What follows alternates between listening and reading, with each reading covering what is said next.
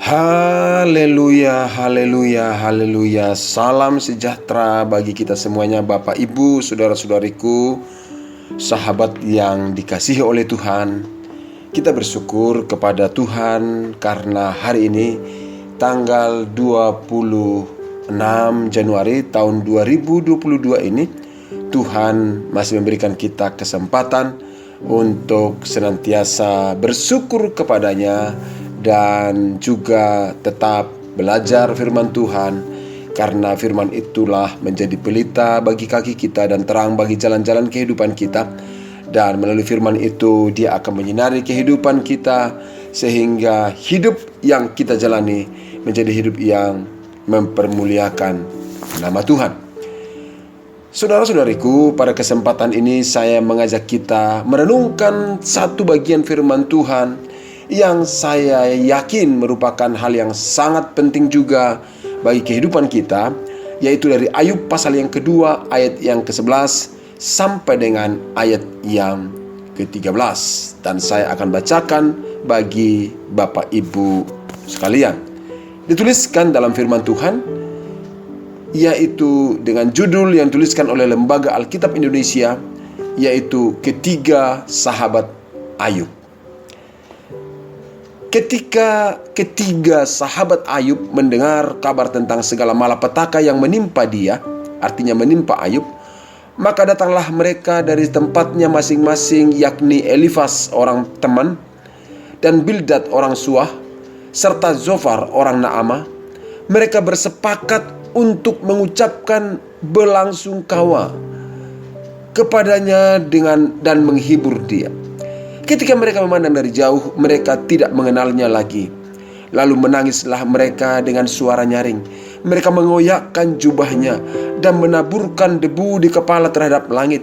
Lalu mereka duduk bersama-sama dia, artinya bersama-sama dengan Ayub, di tanah selama 7 hari 7 malam. Seorang pun tidak mengucapkan sepatah kata pun kepadanya, karena mereka melihat bahwa sangat berat penderitaannya. Artinya Bapak Ibu kasih Tuhan, penderitaan Ayub begitu sangat berat. Mereka melihat penderitaan Ayub begitu sangat memilukan, karena benar kita tahu bahwa Ayub kehilangan seluruh hartanya, kehilangan anak-anaknya, bahkan istrinya juga menyuruh dia untuk mengutuki Tuhannya. Bahkan istrinya juga mengejek Ayub yang hidupnya saleh di hadapan Tuhan, dan berkata, kutukilah Tuhanmu dan mati sajalah.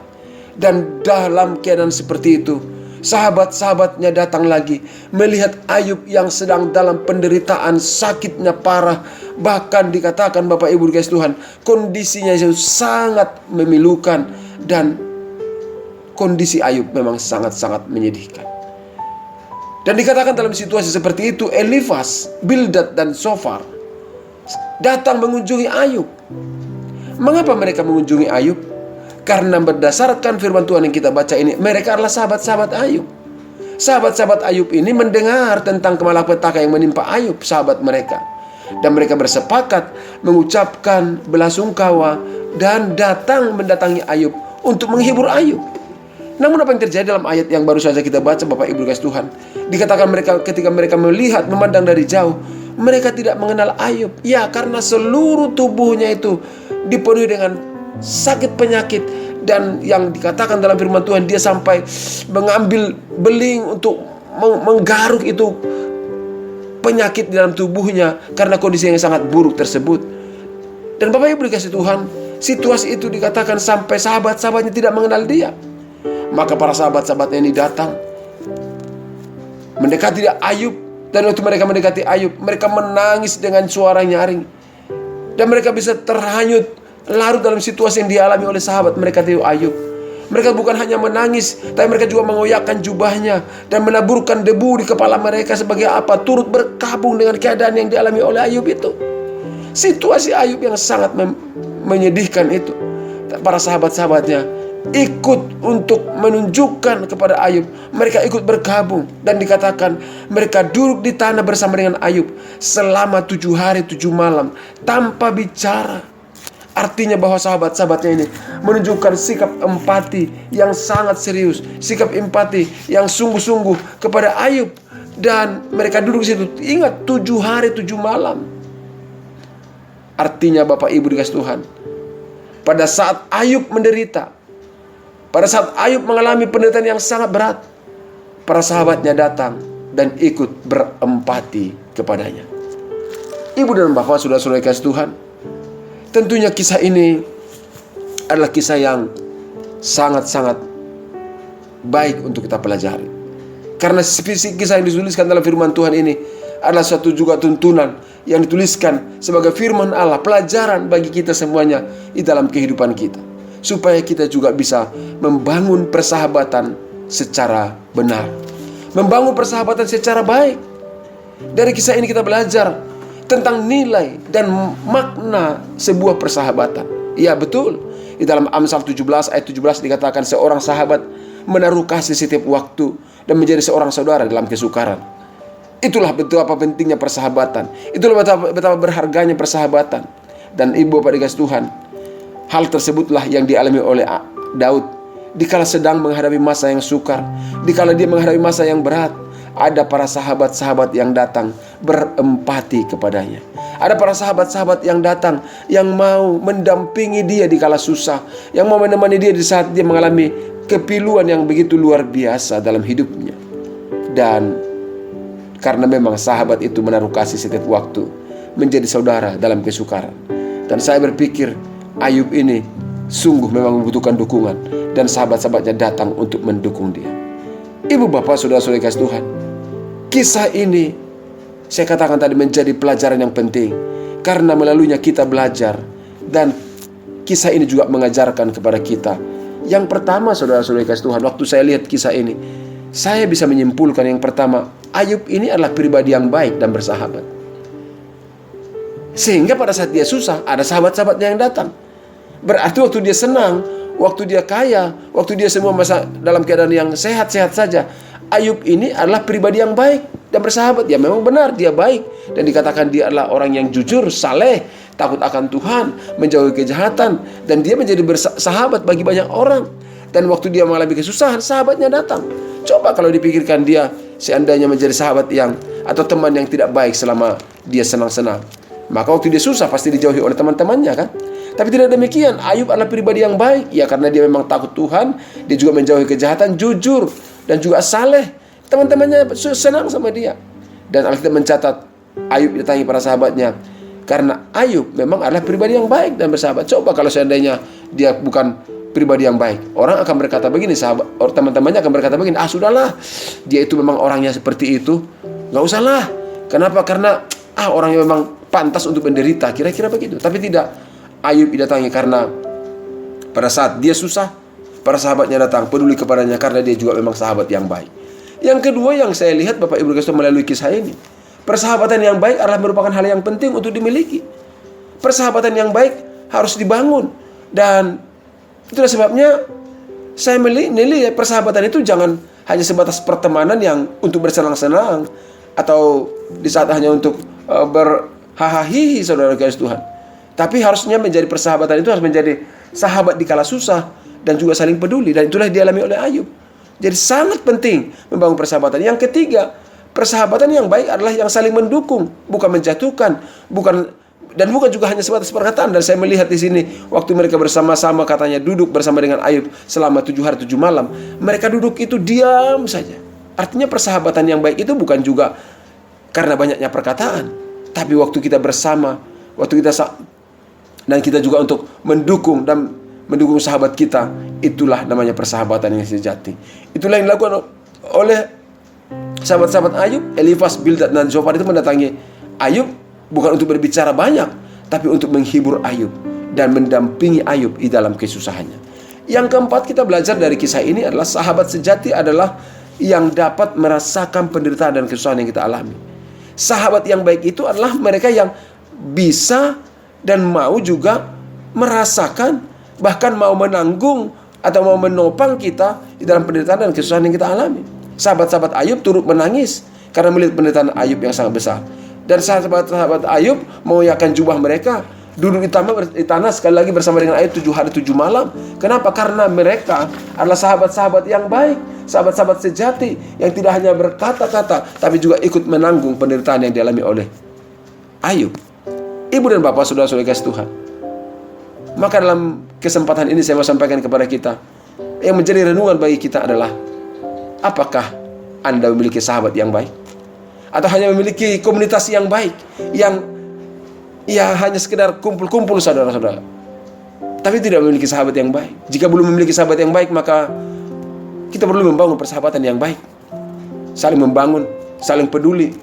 Jangan hanya sekedar hahi. Dan saudaraku dikasih Tuhan, saya baru tahu seringkali komunitas yang kita bangun adalah hanya sekedar komunitas untuk kesenang-senangan belaka. Saya beritahu, jangan sampai hanya komunitas yang kita bangun hanyalah sebagai kesempatan untuk berkumpul-kumpul saja, tapi harusnya menjadi persahabatan yang tidak merusak hidup kita, tidak merusak jiwa kita, tidak merusak semangat hidup kita, tapi membawa kita mengalami kemajuan demi kemajuan.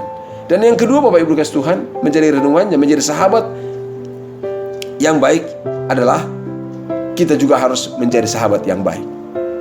Memiliki sahabat yang baik, kita harus menjadi sahabat yang baik. Maka pertanyaannya bagi kita juga, apakah Anda menjadi sahabat yang baik? Atau menjadi sahabat yang bagaimanakah Anda? Hanya mengejar keuntungan? Hanya mengejar kemanfaatan? Atau yang memberi manfaat dan memberikan untung bagi sesama kita? Atau hanya mencari perhatian dan tidak mau memberikan perhatian? Saudaraku dikasih Tuhan, sahabat yang baik adalah yang bertindak, berbuat, dan untuk kebaikan sahabatnya, peduli untuk sahabatnya. Itulah sahabat yang baik. Kalau tidak demikian, maka dia bukan sahabat yang baik. Jadi saya katakan, pertanyaannya, bagaimana dengan diri Anda? Jangan sampai kita hanya mengejar menjadi sahabat yang baik, tapi kita tidak mengejar untuk mendapat sahabat yang baik, tapi kita tidak menjadi sahabat yang baik. Harus seimbang. Maka Bapak Ibu kasih Tuhan, kesempatan ini sekali lagi sampaikan, mari kita membangun persahabatan yang baik dan bermanfaat. Bangun persahabatan kita dan yang dikehendaki oleh Tuhan.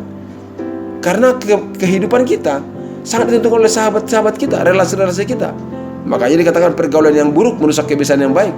Kalau pergaulannya buruk, sahabat-sahabatnya buruk, maka dia tidak akan mengalami kehidupan yang baik. Tapi kalau persahabatannya baik, maka sahabat-sahabatnya baik, itu akan mengalami kehidupan yang baik.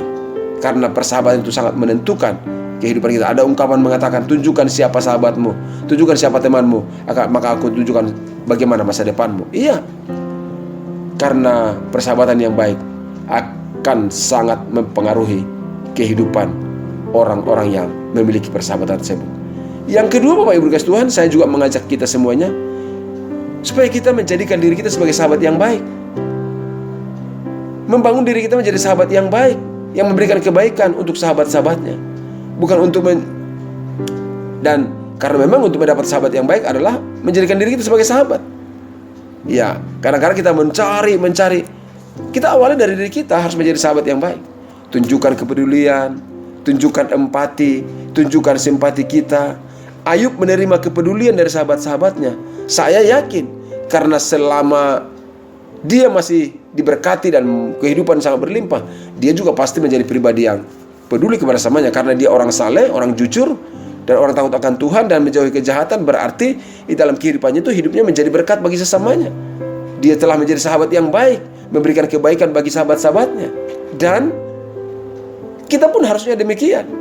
Jadilah sebagai sahabat yang baik dan memberikan kehidupan, memberikan kebaikan bagi sahabat-sahabat kita. Ya, tunjukkan kepedulian, tunjukkan empati, simpati kita. Doakan sahabat kita. Supaya apa? Supaya mereka maju, mengalami pertolongan. Karena sahabat yang baik tidak pernah mengharapkan sahabatnya jatuh atau terpuruk, tapi supaya itu maju. Dan yang ketiga, pada kesempatan ini kita perlu evaluasi diri kita tentang persahabatan kita. Adakah kita memiliki sahabat yang baik? Adakah kita juga telah menjadi sahabat yang baik? Jika ya, mari kita tingkatkan. Jika belum, mari kita bangun di hidup kita menjadi sahabat yang baik. Karena dengan demikian, hidup kita akan mengalami hal-hal yang baik di saat kita mengalami hal-hal yang tidak baik. Dan Ayub mengalaminya karena dia punya persahabat yang baik, karena dia telah membangun persahabatan yang baik. Tuhan Yesus memberkati kita. Jadilah sahabat yang baik, bangunlah persahabatan yang baik. Tuhan Yesus memberkati kita semuanya. Shalom. Mari kita berdoa. Bapa, terima kasih firman-Mu mengajarkan kami tentang persahabatan yang baik pada pagi hari ini. Bawa kami untuk membangun persahabatan secara benar, dan sesuai kehendak-Mu, dan jadikanlah hidup kami menjadi sahabat yang baik bagi sesama kami. Terpujilah Engkau ya Tuhan. Di dalam nama Yesus Kristus kami berdoa dan menyerahkan seluruh sahabat-sahabatku yang mendengarkan renungan ini, bahwa setiap kami terus kuat dan terus teguh di dalam persahabatan kami untuk saling mendoakan, saling menopang, saling mendukung. Di dalam nama Tuhan Yesus Kristus kami berdoa dan mengucap syukur. Haleluya. Amin. Sahabat-sahabat yang dikasihi Tuhan, nomor WA yang ada di podcast ini adalah nomor yang saya bagikan kepada Bapak Ibu untuk kita bisa saling berbagi, saling menopang, dan juga saling mendukung supaya kita mengalami kehidupan yang lebih baik dalam Tuhan. Maka kirimkanlah pokok-pokok doa Anda melalui WA tersebut. Percayalah, saya akan mendukung Anda di dalam doa-doa apapun yang bisa kita lakukan. Tuhan Yesus memberkati. Selamat pagi. Shalom.